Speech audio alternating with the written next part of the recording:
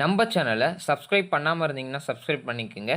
இந்த வீடியோவில் polity ஆர்டிகல்ஸுக்கான shortcuts தான் பார்க்க போகிறோம். அதுவும் ஆளுநரை பற்றின விதிகளை பற்றி. ஓகேங்களா? நமக்கு இந்திய அரசியலமைப்பில் ஆளுநரை பற்றின விதிகள் வந்து பார்த்தீங்கன்னா 153லிருந்து 162 வரைக்கும் சொல்லியிருப்பாங்க. ஓகேங்களா? இது எப்படி நம்ம ஷார்ட்டாக ஞாபகம் வச்சுக்கலாம் தான் ஈஸியாக சொல்ல போகிறேன். நோட் பண்ணிங்க. ஜி மீன் கவர்னர். கவர்னர்னா ஆளுநர். 153வது விதி. ஏ மீன் அட்மினிஸ்ட்ரேட்டிவ் நிர்வாக அதிகாரம் 154வது விதி.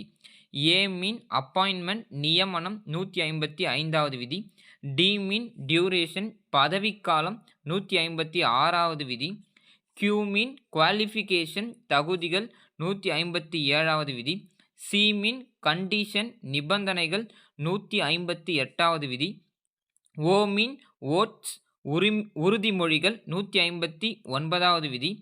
யூ மீன் அன்எக்ஸ்பெக்டட் கண்டிஷன் எதிர்பாராத நிகழ்வுகள் 160வது விதி. எஸ் மீன் சாரி மன்னிப்பு 161வது விதி. இ மீன் எக்ஸிக்யூட்டிவ் பவர் செயல்படுத்தும் அதிகாரம் 162வது விதி. ஓகேங்களா? அப்போ இதை நம்ம எப்படி ஷார்ட்டாக ஞாபகம் வச்சுக்கலான்னு பார்த்தீங்கன்னா காட் கியூ கௌசி அப்படின்னு ஞாபகம் வச்சுங்க. அப்போ ஆளுநர்னு ஒரு நேம் வந்தாலே நமக்கு இங்கிலீஷில் கவர்னர்னு சொல்கிற மாதிரி அதுக்கப்புறம் எக்ஸ்ட்ராவாக இன்னொரு வார்த்தை நம்ம என்ன ஆட் பண்ணிக்க போகிறோம், காட் கியூ கௌசி அப்படின்னு ஞாபகம் வச்சுக்க போகிறோம். ஓகேங்களா? இந்த ஷார்ட்கட் உங்களுக்கு ரொம்ப யூஸ்ஃபுல்லாக இருக்கும்னு நினைக்கிறேன். தேங்க்யூ.